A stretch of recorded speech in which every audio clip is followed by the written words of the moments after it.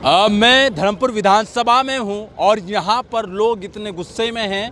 अगर अधिकारी लोग बात करेंगे तो कहीं ना कहीं उन लोगों का गुस्सा निकलेगा, क्योंकि जिस क्षेत्र में इतना अच्छा काम किया हुआ है कि आप जब सड़कों पर चलेंगे तो गड्ढे होंगे और उन सड़कों की हालत ऐसी है कि आप देख कर चौंक जाएंगे कि काम क्या हुआ है।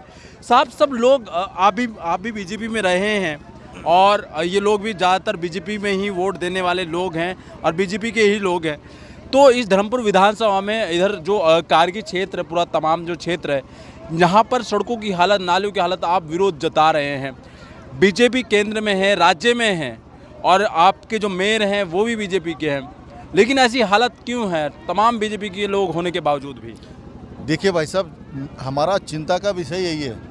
जब बीजेपी वाली केंद्र में भी सरकार इनकी है, प्रदेश में भी सरकार इनकी है, लेकिन जो कंपनी है, कार्यदायी संस्था है, जो कंपनी है, एडीबी का जो पैसा है, जो 150 करोड़ इस वार्ड के लिए, ये उत्तराखंड का सबसे बड़ा वार्ड है और चिंता का विषय है कि 4 साल से इस वार्ड में काम चल रहा है, न यहाँ पे सड़क बनी, न नाली बनी और तमाम जितने के काम हुए हैं वो आधे अधूरे काम हो रखे हैं। और क्षेत्र में आप देख सकते हैं 4 साल में कितने बुजुर्ग बीमार पड़ गए, क्योंकि अमूमन लोग धूल फाँक रहे हैं और गड्ढे इतने, तो कई बार इतने कई एक्सीडेंट हो चुके हैं क्षेत्र। तो क्षेत्र की जनता त्रस्त है। क्षेत्र की जनता ये चाहती है कि जो इनका कार्यकाल था, जून में 2025 में कार्यकाल पूरा होना था, लेकिन इन्होंने 4 साल में आधा अधूरा ही काम कर पाए हैं।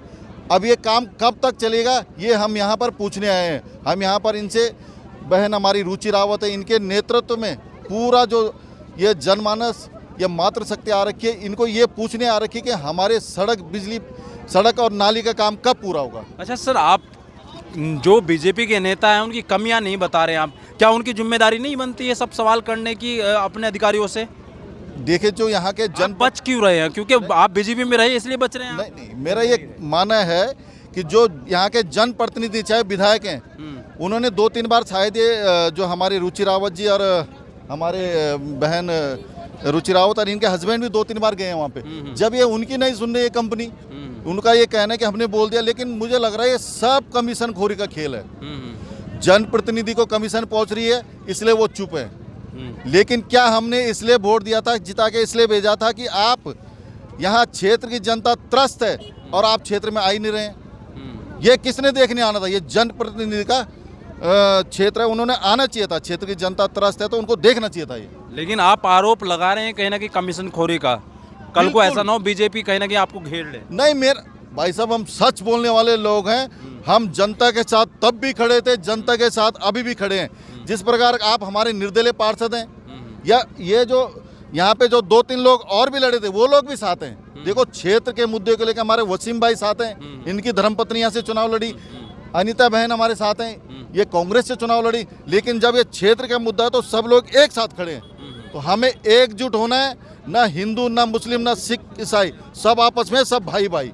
हमने क्षेत्र के विकास के लिए एकजुट होकर काम करना है। क्या क्या कमियां हैं जो कहीं ना कहीं होनी थी और नहीं हो पाई है? तो नाली, सड़कें आप बता ही रहे हैं, और क्या समस्या आ रही है जो बड़ी बड़ी समस्या, क्योंकि जब यहाँ बरसात का पानी आता है तो हालात और ज़्यादा बिगड़ जाते हैं। देखिए, इन्होंने बिना प्लानिंग के काम कर रखा है। अभी कमल विहार की बात करें, अभी हमारे जोगी भाई बता रहे थे कि वहाँ इन्होंने क्षेत्र में नालियाँ बना दी, लेकिन निकासी नहीं है। अब निकासी के लिए ज़मीन ढूंढ रहे हैं। अरे, तुमने जनता को बेवकूफ़ बना दिया, वहाँ पैसा मिसयूज हो गया आपका। आपने नालियाँ तो बना दी, लेकिन पानी जाएगा कहाँ? आगे तो निकासी है नहीं। तो तमाम क्षेत्रों में इन्होंने ऐसे काम कर रखे हैं, टेक्निकली बिल्कुल ज़ीरो हैं। क्योंकि सर्वे होता है, पहले अमूमन सर्वे होता है, तभी जाके आगे काम होते हैं, लेकिन इनका टेक्निकल कहीं कुछ है नहीं, निकासी कहीं भी नहीं है। तो जनता त्रस्त है, मतलब सड़कों पे पानी चल रहा है, ये स्थिति हो रही क्षेत्र में। और लोग भी यहाँ पर हैं, मैं बात कर लेता हूँ। क्या कहेंगे आप सर? क्योंकि जितने भी लोग हैं अपनी नौकरी पेशे से सब लोग यहाँ पहुँचे हैं और विरोध जता रहे हैं अपने क्षेत्र को लेकर, क्या कहेंगे इस पर आप? आज मैं राष्ट्रीय युवा दिवस है, उसकी सभी युवाओं को बधाई देना चाहता हूँ। और आप देख रहे होंगे उसमें बुजुर्गों, महिलाओं, मातृशक्ति के अलावा युवाओं का जो है बहुत बड़ा तादाद में पहुँच हो रखी है। एक शायरी के माध्यम से मैं राष्ट्रीय युवा दिवस की वो बताना चाहता हूँ कि संघर्षों के साए में इतिहास हमारा पलता है, संघर्षों के साए में इतिहास हमारा पलता है, जिस ओर जवानी चलती है उस ओर जमाना चलता है। तो आप देख ही रहे हैं कि युवा नेतृत्व है रुचि रावत के रूप में, वसीम भाई की पत्नी, ये वसीम भाई खुद भी युवा हैं, जोगी भाई, जोगिंदर भाई, जयवीर भाई, सभी युवा हैं। तो हम लोग इनको सपोर्ट करने के लिए और आए हैं। और रही बात जहाँ तक इसकी USDA कार्यदायी संस्था की, मुझे लगता है कि टेक्निकल नो हाउ इस कंपनी को नहीं है, अदरवाइज इसका कौन माई बाप है ये भी नहीं पता। इसमें दिक्कत यह है कि इसमें सर एक सवाल है मेरा, आपका सीधा सीधा सवाल है, इधर उधर की कोई बातचीत नहीं है। जो टेंडर हुए हैं, तमाम चीज़ें हुई हैं और जो रूपरेखा बनी है, क्या इसमें नेता इन्वॉल्व नहीं है? क्योंकि बीजेपी के यहाँ विधायक है, बीजेपी के मेयर हैं यहाँ पर, तो क्या मानते हैं, क्या नेता की इसमें कमी नहीं है? मैं आपको शॉर्ट में बताना चाहता हूँ कि सबसे पहले DPR बनता है, डिटेल प्रोजेक्ट रिपोर्ट बनती है, ठीक है। फिर उसके बाद टेंडर, नोटिस इनवाइटिंग टेंडर होता है, NIT बोलते हैं उसको, ठीक है। उसमें क्या होता है कि जो जिसकी सबसे कम बिड होती है, लोएस्ट होता है, L1 होता है, उसको टेंडर अलॉट किया जाता है, ठीक है। VPRPL कंपनी ऐसा प्रतीत होता है कि ये ब्लैक लिस्टेड कंपनी को यहाँ ला करके काम थोप दिया गया है USDA द्वारा। इसमें कितने टेक्निकली जो हैं साउंड लोग हैं पता नहीं है, उनको काम करने का तरीका ही नहीं पता है।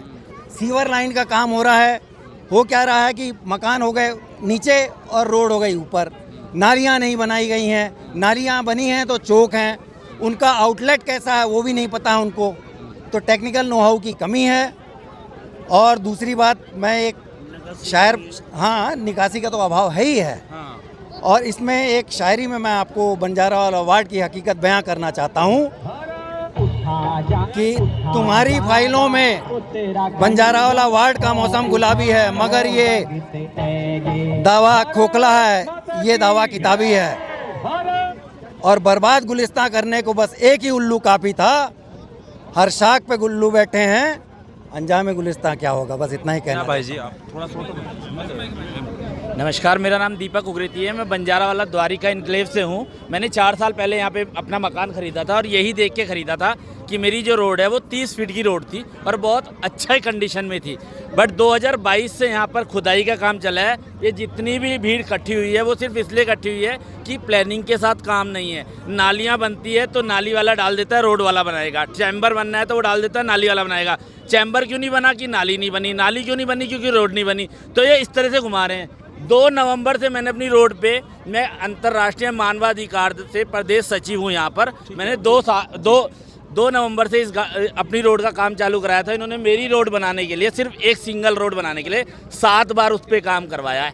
7 बार काम कराने के बाद वो 1.5 महीने में रोड कंप्लीट हुई है। ये इनकी प्लानिंग है। ये कहाँ की बात है? ये द्वारका इनक्लेव है। आप इस रोड से सीधा बाहर निकलेंगे कारगी चौक से, असवाल जी के शोरूम के बराबर में रोड है। उस रोड की सबसे अच्छी हालत थी जब मैंने मकान लिया था, आज सबसे ध्वस्त हालत है, सबसे ध्वस्त हालत है। और जे हिसाब से जब भी बात होती है 2 दिन में बन जाएगी, 4 दिन में बन जाएगी। मेरे पास इनके कमी किसकी लग रही है आपको? सर कमी इनकी आपसी प्लानिंग की है। कभी ये बताते हैं सीमेंट खत्म हो गया, कभी इनके पास लेबर नहीं है। अगर मैं भी नौकरी करता था, मैं ऑटो इंडस्ट्री में 17 साल रहा हूँ, मुझे प्लानिंग आती है। आज अगर मेरा वॉशिंग वाला नहीं है तो क्या मैं कस्टमर को गाड़ी नहीं देता, या मेरे गाड़ी धोने वाला या चाय बनाने वाला नहीं है तो क्या कस्टमर को चाय नहीं मिलती? इसका मतलब ये प्लानिंग की कमी है, सिर्फ और सिर्फ प्लानिंग की कमी है और कोई कमी नहीं है इनकी, और पीछे से इन्हें सपोर्ट की कमी है बस।